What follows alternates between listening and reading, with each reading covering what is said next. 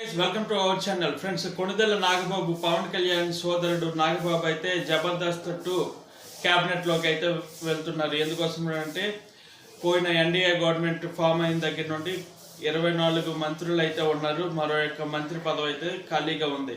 ఈ నేపథ్యంలో పొత్తులో భాగంగా జనసేన పార్టీకి 4, మిగతావి తెలుగుదేశం పార్టీకి ఒకటేమో బీజేపీకి అయితే కేటాయించడం జరిగింది.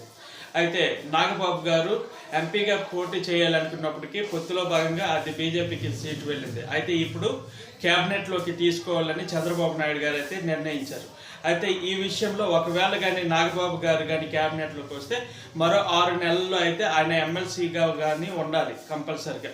ఎమ్మెల్సీ చాలామంది ఖాళీ అవుతున్నాయి కాబట్టి అప్పుడు ఎమ్మెల్సీ చేసి అలాగా కంటిన్యూగా క్యాబినెట్లో అయితే ఆయన కంటిన్యూ అవుతారు. మరిన్ని వీడియోస్ కోసం మన ఛానల్ని వెంటనే సబ్స్క్రైబ్ చేసుకోండి. Thank you.